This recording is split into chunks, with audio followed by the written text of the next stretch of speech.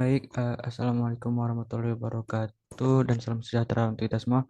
Nah, kami dari kelompok 6 dengan mata kuliah Psikologi Pendidikan ingin menampilkan hasil tim based project kami atau tugas project kami yang dimana judulnya itu memotivasi siswa dalam pembelajaran daring dan permasalahan pembelajaran daring serta solusi yang akan kami berikan. Nah, kelompok 6 ini terdiri dari yang pertama ada Dalon Alvaro Pangabean, yang kedua ada Dia Fadila, yang ketiga ada Maya Sari, dan yang keempat saya sendiri Wan Safir Ramadan. Nah, untuk sebelum masuk ke permasalahan serta solusi, kami akan menjelaskan pendahuluan dulu yang akan dijelaskan oleh Saudara Dylan. Persilahkan. Tapi yang pertama sini ada pendahuluan yang dimana di sini itu agar minat belajar terus tetap naik dan dalam setiap waktu, maka setiap peserta didik harus memiliki keinginan untuk tetap belajar. Maka dari itu, agar keinginan belajar peserta didik terus naik dan ada, tentu tentu saja ada setiap peserta didik harus memiliki motivasi belajar tertentu yang menyebabkan tetap semangat belajar. Maka dari itu, motivasi belajar sangat penting dalam belajar dan harus dimiliki tiap individu peserta didik. Nah, peran pendidik dalam memotivasi siswa dalam pembelajaran daring sangat penting. Pendidik perlu menciptakan lingkungan yang memotivasi dan memfasilitasi perkembangan siswa. Motivasi belajar siswa berperan sangat penting dalam keberhasilan pembelajaran. Pendidik dapat menggunakan strategi dan pendekatan yang sesuai untuk membangkitkan motivasi siswa, seperti memberikan penguatan positif dan menciptakan lingkungan belajar yang menyenangkan. Peran guru sebagai pemimpin yang menginspirasi dan memotivasi siswa sangat penting dalam meningkatkan motivasi belajar siswa.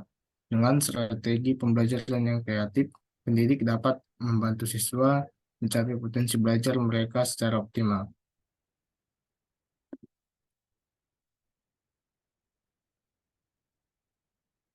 Jadi di sini ada tujuan dari penjualan tadi yang dimana tujuan kami adalah untuk mengidentifikasi permasalahan yang umum dihadapi oleh siswa dalam pembelajaran daring dengan fokus pada kurangnya motivasi belajar. Kami juga bermaksud untuk menyoroti peran penting yang dapat dimainkan oleh pendidik dalam memotivasi siswa dalam pembelajaran daring. Dengan menatap tujuan ini, kami berharap memberikan pemahaman awal yang jelas tentang tantangan dan solusi yang terkait dengan motivasi siswa dalam pembelajaran daring. Berikutnya kami akan secara lebih rinci menjelaskan permasalahan yang dihadapi siswa dalam pembelajaran daring seperti kurangnya interaksi sosial, kurangnya disiplin diri, dan gangguan teknis. Kami juga akan menguraikan beberapa solusi yang dapat diterapkan oleh pendidik untuk memotivasi siswa dalam pembelajaran daring, termasuk membangun komunitas pembelajaran daring, menggunakan variasi metode pembelajaran, menggunakan umpan pembalik positif, dan menetapkan tujuan yang jelas dan terukur. Nah, dengan mengeksplorasi permasalahan dan solusi ini, kami berharap dapat memberikan wawasan yang komprehensif tentang bagaimana pendidik dapat memainkan peran kunci dalam membangkitkan motivasi siswa dalam pembelajaran daring. Nah, tujuan akhir kami adalah untuk mendorong pembaca untuk mengakui pentingnya memotivasi siswa dan mengadopsi strategi yang efektif dalam menghadapi tantangan pembelajaran daring. Oke, sekian dari saya kembalikan kepada moderator.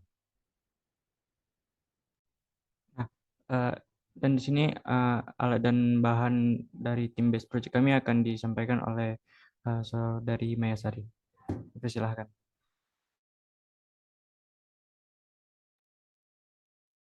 Baiklah, selanjutnya ada alat dan bahan. Alat dan bahan yang digunakan dalam tim base project kami yaitu bahan video yang bertema permasalahan pada pembelajaran daring dan mengambil beberapa referensi dari studi pustaka berkaitan dengan permasalahan dan solusi permasalahan tersebut. Dan subjek pada tim base project kami ini adalah guru, murid, dan orang tua. Dan juga nantinya kami akan melampirkan video pembelajaran terkait bagaimana motivasi siswa belajar pembelajaran daring menurut diskusi kelompok yang kami lakukan. Dan alat berupa kamera laptop atau HP, serta software Zoom untuk membuat video solusi dari video permasalahan dan solusi yang terjadi di masa pembelajaran daring, yaitu memotivasi siswa belajar pembelajaran daring. Dan tidak lupa juga menambahkan bahan video wawancara terhadap salah satu guru di SMK Pembangunan 1 Helvetia. Selanjutnya saya kembalikan kepada moderator. Baik, di sini kelompok kami akan share sebuah video hambatan dalam pembelajaran daring. Serta nanti solusinya akan dijelaskan oleh saudari Tia Fadila dan juga saudari Maya Sari. Kami akan mau menampilkan video terlebih dahulu. Malika Yasmin, warga perumahan Gria Mandala Tama, Kecamatan Karanglewas, Banyumas, Jawa Tengah, sejak pertama masuk sekolah dasar hingga kini kelas 2, belum pernah mengikuti pembelajaran tatap muka. Anis Indah Haryanti sebagai ibu selalu mendampingi pembelajaran daring. Tidak hanya mendampingi Anis, tapi juga berperan sebagai guru untuk memberikan pemahaman pelajaran dan membantu menyelesaikan tugas sekolah anaknya. Semenjak daring, ya anak belajar sesuai dengan waktu keinginan anak. Biasanya itu yang menjadi tantangan sendiri buat saya sebagai ibu yang mendampingi anak tentu saja. Jadi anak itu kadang moody. Jadi kita suruh, oh ya belajarnya nak jam 7 kita harus belajar gitu. Tapi itu tidak bisa terkadang. Jadi anak itu biasanya akan belajar kalau dia moody. Kalau moodnya udah dapet, ayo ma kita belajar gitu. Nah kemudian itu dari sisi waktu. Kemudian jadi membuat anak kurang disiplin gitulah ya mas biasanya. Bagi Vicky Wardani, orang tua brilian Ahtar Putra Wardana yang saat ini sudah kelas 4 sekolah dasar, mengalami kendala pembelajaran. Untuk mengerjakan tugas yang diberikan dari guru di sekolah, Ahtar selalu meminta bantuan orang tua sehingga tidak tumbuh kesadaran dan kemandirian. Selain itu, Ahtar juga hanya menghabiskan waktu di rumah dengan bermain telepon pintar. Ya kan terakhir sekolah kan kelas 2 aja itu kan baru 1 semester. Semester 2 kan udah di rumah, udah daring. Jadi dia sekarang udah kelas 4 tapi pemikirannya kayak belum kelas 4 gitu loh mas. Gitu ya. Jadi tumbuh kembangnya bisa progresnya nggak iya, ya? Iya. Kayak saya merasakan waktu saya dulu sekolah sama waktu SD sama anak saya sekarang itu kayak berbeda banget gitu loh. Perbedaannya sangat jauh. Dosen Sosiologi Universitas Jenderal Sudirman Purwokerto Rawuh Edi Priyono melihat kondisi pembelajaran daring berdampak kurang baik bagi tumbuh kembang anak.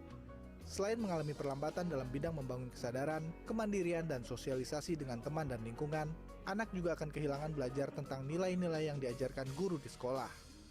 Pendidik itu kan tidak hanya menyisipkan transfer knowledge, transfer ilmunya tok, tapi kan ada budi pekerti yang bisa dilihat dari perilaku keseharian, bagaimana perilaku gurunya, itu kan dicontoh kayak gitu. Nah ini hilang ini. Jadi transfer ilmu oke, jalan, tapi transfer nilai, nah ini yang jadi pertanyaan. Saya kira sesuatu yang sangat besar lah, nilai-nilai itu akan hilang. Nilai-nilai sosial kita, nilai-nilai kekerabatan kita, ya nilai apapun. Untuk mengatasi masalah ini, pemerintah seharusnya segera melakukan langkah-langkah strategis agar anak dapat belajar secara langsung atau tatap muka di sekolah. Robi Sofwan Amin, Banyumas, Jawa Tengah.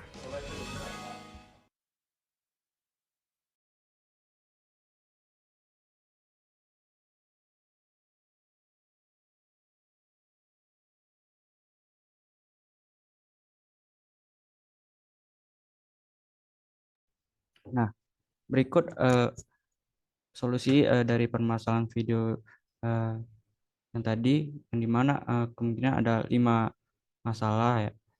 Yang pertama ada permasalahan waktu belajar. Yang kedua seperti tugas-tugas yang diberikan guru sekolah dan tidak bisa mandiri. Ya, yang ketiga anak sering jadi suka main game dengan ponsel, dan yang keempat kemampuan berpikir anak tuh sesuai dengan tingkat perkembangan usia anak, dan yang kelima sosialisasi dengan anak yang lain tuh kurang. Nah, berikut solusi-solusi yang akan kami paparkan. Yang pertama akan dijelaskan oleh saudari Dia. Dipersilahkan saudari Dia.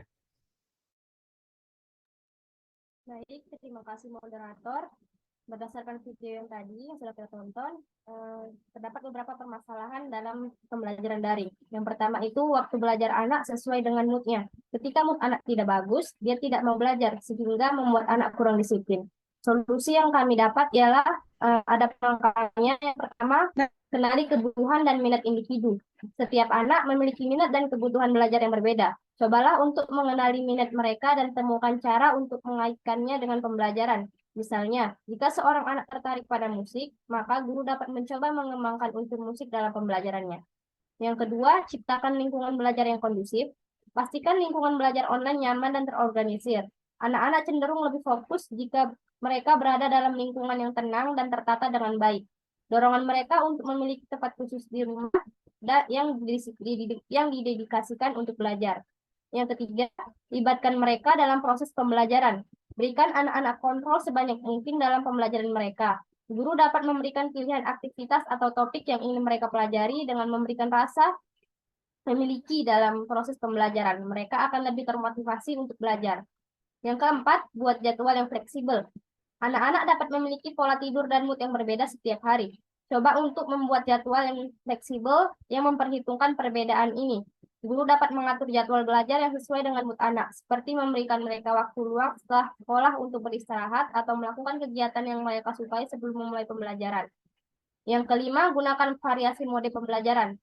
Mungkin ada anak-anak yang lebih suka pembelajaran visual, sementara yang lainnya lebih suka pembelajaran auditori atau kinestetik. Maka cobalah menggunakan variasi metode pembelajaran yang melibatkan berbagai jenis kecerdasan untuk memastikan semua anak terlibat dengan baik dalam proses pembelajaran. Yang keenam, komunikasi yang efektif. Selalu terbuka komunikasi dengan anak-anak tentang perasaan mereka dan memberikan dukungan yang mereka butuhkan. Jika mereka memiliki masalah dengan mood atau motivasi, cobalah untuk mencari tahu penyebabnya dan temukan cara untuk membantu mereka mengatasi masalah tersebut. Yang ketujuh, pemberian reward. Gunakan sistem rewards yang positif untuk memberikan motivasi kepada anak. Misalnya, berikan penghargaan atau kegiatan menyenangkan setelah mereka menyelesaikan tugas atau pencapaian tertentu dalam belajar. Ini dapat membantu memperkuat hubungan antara mood dan belajar yang positif bagi anak. Yang kedelapan, kolaborasi guru dengan orang tua. Libatkan orang tua dalam mendukung pembelajaran anak di rumah. Berbagi informasi tentang masalah mood anak dan bekerja sama untuk menemukan solusi yang sesuai. Orang tua dapat membantu dalam membangun rutinitas yang konsisten dan memberikan dukungan emosional kepada anak-anak. Yang kesembilan, berikan penguatan positif. Berikan pujian dan penghargaan kepada anak-anak ketika mereka menunjukkan kedisiplinan dan motivasi dalam pembelajaran. Penguatan positif dapat membantu meningkatkan motivasi mereka untuk belajar lebih lanjut. Nah, untuk permasalahan yang kedua itu untuk mengerjakan sebuah tugas yang diberikan oleh guru di sekolah, anak selalu meminta bantuan orang tua sehingga tidak tumbuh kesadaran dan kemandirian dalam diri anak didik. Solusi yang kami dapat untuk mengatasi masalah tersebut, yang pertama itu sediakan panduan yang jelas, berikan instruksi yang terperinci dan mudah dipahami tentang tugas atau aktivitas yang harus dilakukan. Gunakan bahasa yang sesuai dengan tingkat pemahaman siswa, jelaskan langkah-langkah secara rinci dan berikan contoh-contoh yang konkret. Yang kedua, gunakan format pembelajaran yang interaktif. Libatkan siswa secara aktif dalam pembelajaran dengan menggunakan format interaktif seperti kuis online, video pembelajaran singkat, permainan pendidikan, atau tugas kolaboratif. Hal ini akan mendorong partisipasi aktif dan kemandirian siswa dalam mempelajari materi. Yang ketiga, berikan akses ke sumber daya pembelajaran. Pastikan siswa memiliki akses yang memadai ke sumber daya pembelajaran, seperti buku teks elektronik, video pembelajaran, atau sumber daya digital lainnya. Berikan petunjuk tentang cara menggunakan sumber daya ini secara mandiri. Yang keempat, gunakan platform pembelajaran yang ramah anak. Pilih platform pembelajaran daring yang mudah digunakan dan ramah anak. Pastikan antarmuka platform intuisif dan dapat diakses oleh siswa dengan mudah. Bantu siswa untuk mengenali dan mengoperasikan platform tersebut agar mereka dapat mengakses materi pembelajaran secara mandiri. Yang kelima, berikan jadwal pembelajaran yang terstruktur. Tetapkan jadwal pembelajaran yang terstruktur dengan jelas. Sertakan waktu untuk setiap tugas atau aktivitas sehingga siswa memiliki panduan tentang kapan mereka harus mengerjakan tugas tertentu. Ini akan membantu siswa mengatur waktu dan membangun kemandirian dalam mengatur jadwal pembelajaran mereka sendiri. Yang keenam, dorongan kolaborasi dan ruang diskusi daring. Buat kesempatan bagi siswa untuk berkolaborasi dan berdiskusi melalui platform pembelajaran daring. Ini dapat dilakukan melalui forum diskusi, proyek kelompok daring, atau sesi tanya jawab langsung dengan berkolaborasi sifat belajar dari satu sama lain dan mengembangkan keterampilan sosial mereka. Yang ketujuh, berikan umpan balik yang konstruktif. Berikan umpan balik yang konkret dan konstruktif kepada siswa tentang kinerja mereka. Beri pengakuan dan apresiasi atas upaya mereka, serta berikan saran yang spesifik untuk perbaikan. Ini akan membantu siswa untuk belajar dan meningkatkan kemandirian mereka. Nah, permasalahan yang ketiga itu anak menjadi semakin sering menggunakan handphone atau ponsel untuk bermain game. Solusi yang kami dapat, yang pertama itu batasi waktu penggunaan ponsel. Tentukan batasan waktu yang jelas untuk menggunakan ponsel setiap harinya. Misalnya, orang tua dapat menentukan waktu spesifik di mana anak diizinkan menggunakan ponsel untuk bermain game setelah selesai belajar. Selain itu, pastikan anak memahami pentingnya fokus pada pembelajaran sebelum menggunakan ponsel. Yang kedua, buat jadwal pembelajaran yang menarik. Ciptakan jadwal pembelajaran yang menarik dan interaktif. Dengan cara ini, anak akan lebih tertarik dan terlibat dalam proses belajar. Gunakan beragam metode pembelajaran, termasuk video pendek, animasi, permainan edukatif, dan kolaborasi antara siswa melalui platform daring. Yang ketiga, perhatikan konten pembelajaran. Pastikan materi pembelajaran yang disampaikan sesuai dengan minat dan kebutuhan anak. Bila anak merasa terlibat dan menentukan materi tersebut relevan dengan kehidupan sehari-hari atau minatnya, kemungkinan besar mereka akan lebih fokus pada pembelajaran daripada bermain game. Yang keempat, dorong keterlibatan orang tua. Ajak orang tua untuk terlibat aktif dalam pembelajaran anak. Mereka dapat membantu mengawasi dan mendukung anak selama sesi pembelajaran daring. Orang tua juga dapat memberikan penghargaan atau intensif positif bagi anak ketika mereka menyelesaikan tugas atau mencapai tujuan pembelajaran. Yang kelima, jalin komunikasi yang terbuka. Diskusikan masalah ini dengan anak secara terbuka dan tanyakan mengapa mereka lebih tertarik bermain game daripada belajar. Dengarkan pendapat dan alasan mereka dengan empati. Kemudian berikan pemahaman yang jelas tentang pentingnya pendidikan dan manfaat dari pembelajaran yang baik. Yang keenam, temukan alternatif yang menarik. Cari alternatif kegiatan yang menarik selain bermain game di ponsel. Bantu anak menemukan hobi baru atau kegiatan yang dapat menggantikan waktu yang sebelumnya digunakan untuk bermain game. Misalnya olahraga, seni, membaca, atau kegiatan di luar ruangan. Yang ketujuh, gunakan aplikasi kontrol waktu. Ada aplikasi dan perangkat lunak yang dapat membantu mengontrol waktu penggunaan ponsel. Orang tua dapat mengatur batasan waktu dan mengaktifkan fitur batasan akses ke game atau aplikasi tertentu selama periode tertentu. Hal ini dapat membantu menjaga keseimbangan antara waktu belajar dan hiburan di ponsel. Yang kedelapan, berikan contoh yang baik. Jadilah contoh yang baik bagi anak dengan menunjukkan bahwa kita juga menghargai waktu dan keseimbangan antara penggunaan ponsel dan kegiatan lainnya. Dengan memberikan contoh yang baik, anak-anak akan lebih mungkin untuk mengikuti dan mengintegrasikan kebiasaan yang sehat dalam penggunaan ponsel. Nah, permasalahan yang keempat itu kemampuan berpikir anak tidak sesuai dengan tingkat perkembangan usia anak. Permasalahan pembelajaran daring yang menyebabkan kemampuan berpikir anak tidak sesuai dengan tingkat perkembangan usia anak adalah isu serius yang perlu diatasi. Adapun beberapa solusinya, yang pertama itu pembagian kelompok belajar. Guru dapat melakukan pembagian kelompok belajar berdasarkan tingkat kemampuan dan perkembangan anak. Dalam kelompok belajar tersebut, guru dapat memberikan bahan ajar yang sesuai dengan tingkat perkembangan masing-masing kelompok. Yang kedua, penggunaan materi pembelajaran yang beragam. Guru dapat menggunakan berbagai jenis materi pembelajaran seperti gambar, video, dan audio yang menarik dan sesuai dengan usia anak. Materi yang disesuaikan dengan karakteristik anak SD akan lebih mudah dipahami dan lebih sesuai dengan kemampuan berpikir mereka. Yang ketiga, interaktif aktif. Pembelajaran daring tidak harus hanya sebatas menonton video atau membaca materi. Guru dapat mengadakan sesi tanya-jawab, diskusi, atau kegiatan kolaboratif yang memungkinkan anak untuk berinteraksi secara aktif. Hal ini akan meningkatkan kemampuan berpikir anak dan memastikan mereka benar-benar memahami materi. Yang keempat, pemantauan individual. Guru perlu memantau perkembangan individu setiap anak secara rutin. Dengan memantau kemajuan anak secara personal, guru dapat mengidentifikasi anak-anak yang mengalami kesulitan dan memberikan bantuan tambahan atau penyesuaian materi yang diperlukan. Yang kelima, pembelajaran berbasis proyek. Guru dapat memberikan tugas atau proyek yang melibatkan pemecahan masalah, penelitian, dan kreativitas. Melalui proyek ini, anak-anak dapat mengembangkan kemampuan berpikir mereka secara lebih holistik dan relevan dengan dunia nyata. Dan yang keenam itu membantu bantuan teknologi. Guru dapat memanfaatkan teknologi dalam pembelajaran daring, seperti aplikasi interaktif atau platform pembelajaran online yang menyediakan konten yang disesuaikan dengan tingkat perkembangan anak. Teknologi juga dapat digunakan untuk membuat pelajaran lebih menarik dan interaktif. Yang terakhir itu kolaborasi dengan orang tua. Libatkan orang tua dalam proses pembelajaran. Guru dapat memberikan panduan kepada orang tua untuk membantu anak-anak dalam belajar di rumah dan memberikan umpan balik tentang kemajuan anak. Kolaborasi yang baik antara guru dan orang tua dapat meningkatkan pemahaman anak dan mengatasi kesenjangan antara kemampuan berpikir anak dan materi pembelajaran. Selanjutnya akan disampaikan oleh teman saya, Maya Sari. Kepada Maya Sari dipersilahkan. Terima kasih. Selanjutnya permasalahan yang kelima yaitu mengalami perlambatan dalam bidang pembangunan kesadaran kemandirian dan sosialisasi dengan teman dan lingkungan. Anak juga akan kehilangan belajar tentang nilai-nilai yang diajarkan guru di sekolah.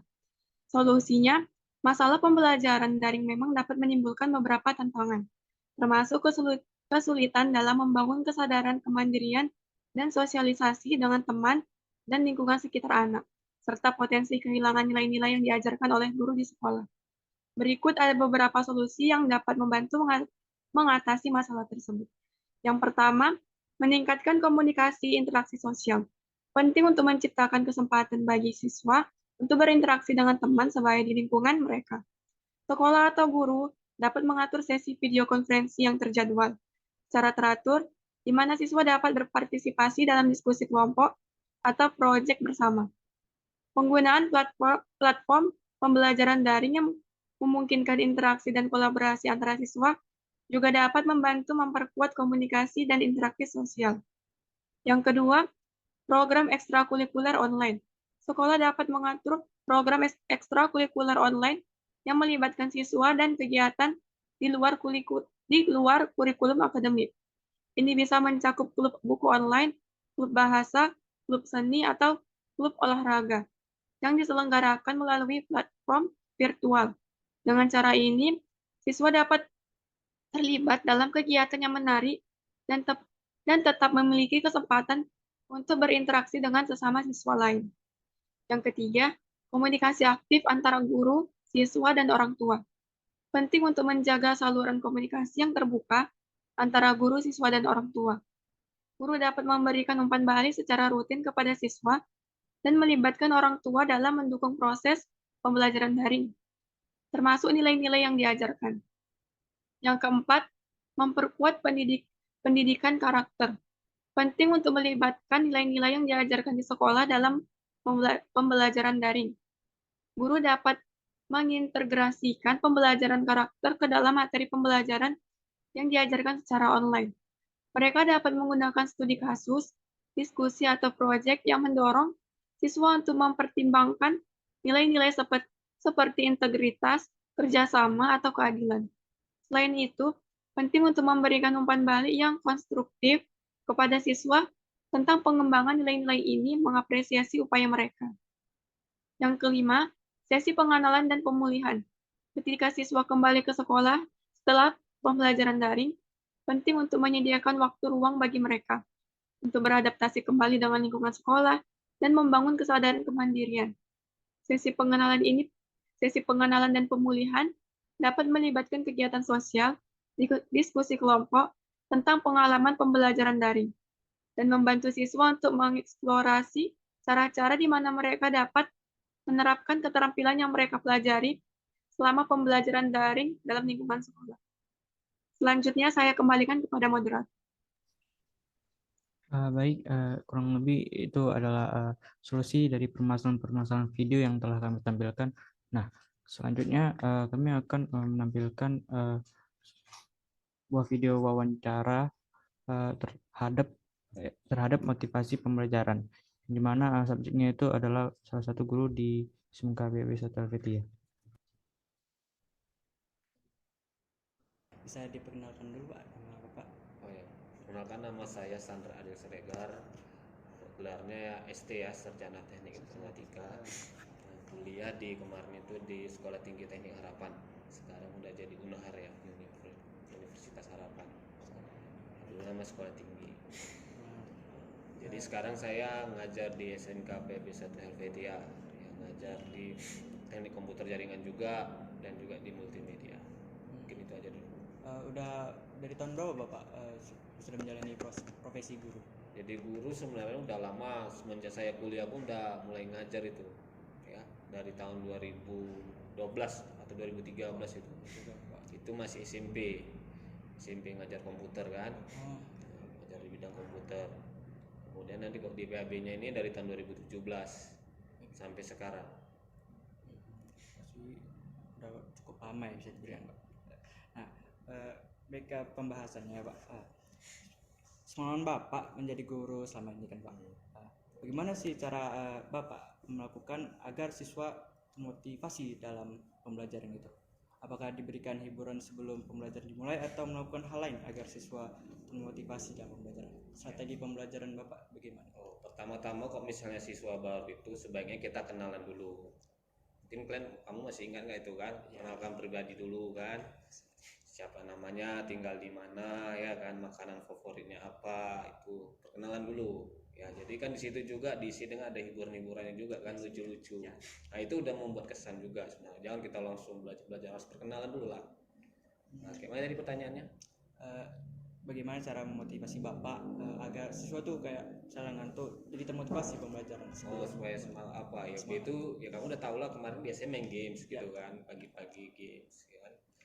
Kasih game siapa, hitungan 1, 2, 3 tepuk tangan, itu kan juga apa namanya, merefresh lah gitu ya, supaya ya biasanya gitu, udah perkenalan kok siswa baru itu ya, nanti saya ajak game untuk pendekatan lagi ya, supaya lebih apalah namanya ya, bisa terbuka lah gitu ya, bisa berbaur gitu, lebih biar nggak terlalu kaku ya, kasih games dulu supaya mereka semangat. Kemudian ya perlu juga ya kasih peringatan, tegasan, nanti kalau ngantuk saya hukum ya, gitu juga diingatkan juga siswanya kan, jadi dia supaya lebih antusias gitu. Jadi dikasih juga hiburan, juga dikasih peringatan gitu kan, jadi harus seimbang lah, ada hukuman ada hadiah juga lah gitu kan. Kemudian nanti kalau kalian udah selesai tugasnya mau main game silakan, tuh gitu kan, itu hiburannya. Tapi selesaikan dulu tugasnya, karena di sini kita tempatnya belajar bukan main game ya kan. Tapi udah selesai saya tahu kalian jenuh, nggak boleh game hiburan. Asalkan jangan di komputer ya, di komputer nggak boleh saya bilang kan, di HP lah masing-masing. Tapi dengan syarat kerjanya tugasnya selesai. Alhamdulillah saya bilang kayak gitu, rata-rata orang tuh yang males pun mau, karena memang era zaman sekarang suka main game kan. Jadi itu dulu gitu. Nah, itulah teknik saya untuk anak-anak supaya termotivasi lah belajar. Baik, pertanyaan selanjutnya gini Pak. Apakah saat siswa atau siswi tidak ada jadwal masuk kelas, apakah Bapak tetap memberikan pekerjaan rumah untuk kita atau PR gitu, misalnya kayak saat misalnya Jumat, Sabtu, Minggu, apakah Bapak berikan PR atau tidak, memberikan mereka liburan atau tetap memberikan pekerjaan rumah untuk mereka kerjakan gitu, supaya sebenarnya kalau saya kan guru komputer nih kan, di PAB ini rata-rata banyak yang nggak punya komputer ya kan. Jadi saya lihat juga kondisi siswanya, kok memang mayoritas punya komputer ya saya kasih tugas.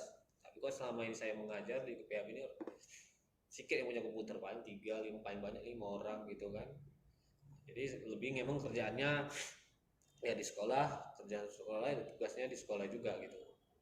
Saya begitu. Tapi kalau dia ada komputer ya harus diasah lah. Nama kita jurusan komputer kan, ibaratnya kita untuk apa kita les privat mobil ya kan, bayar mobil tapi di rumah nggak ada mobil ya sama aja, nggak bisa kan. Tapi kalau di khusus sekolah kita ini PAB rata-rata kan nggak punya komputer, saya kerjain. Tapi kalau memang mereka ada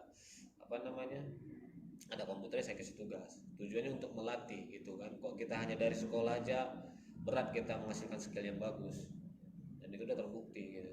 Saran saya kok punya komputer, tekniknya harus punya komputer, kalau nggak nanti sia-sia ya. Sedangkan ada komputer aja pun kadang nggak dipelajari ya kan. Contoh misalnya kalian adalah skateboard, walaupun kalian nggak suka ya kan, ada di rumah kalian ada skateboard ya kan, kadang iseng-iseng nggak ada kalian lagi gabut ya kan, coba-coba lah gitu, padahal kan nggak hobi ya kan. Nah itu keuntungannya kok kita punya alat gitu kan. Itu dia. Seperti itu. Baik. Nah, baik. Pertanyaan selanjutnya, apakah lingkungan sekolah dan kelas itu mempengaruhi motivasi belajar siswa atau siswi? Kayak mana? Kayak lingkungan atau lingkungan kelas gitu, kayak apakah di dalamnya ribut, apakah itu membuat siswa itu malas atau semakin kalau ribut sebenarnya murid itu memang suka ribut ya kan. Iya memang ribut, tapi kalau lingkungan itu yang penting kebersihan, kenyamanan ya kan, itu juga kerapian itu penting juga mempengaruhi belajar. Itu menurut saya kebersihan apa kan, jangan kotor gitu kan. Kalau udah bersih nyaman otak kan, belajar pun refresh enak dia. Jadi kok lingkungan itu yang penting kebersihan menurut saya, kebersihan, kerapian itu yang paling penting.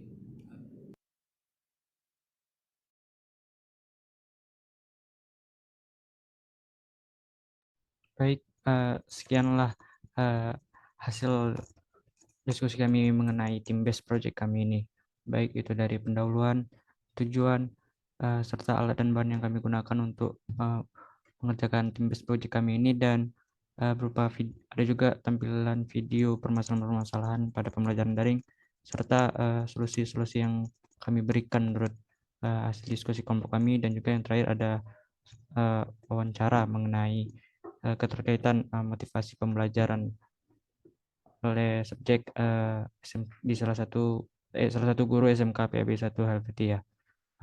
Baik, sekianlah dari hasil kami ini. Kurang lebih mohon maaf jika ada kekurangan atau kesalahan. Kami dari kelompok 6 ini yang terdiri dari saya Wan Safar Ramadan, yang kedua ada Delon Alvaro Pangabean, yang ketiga ada Dia Fadila, yang keempat ada Maya Sari. Kami undur diri. Assalamualaikum warahmatullahi wabarakatuh dan salam sejahtera untuk kita semua.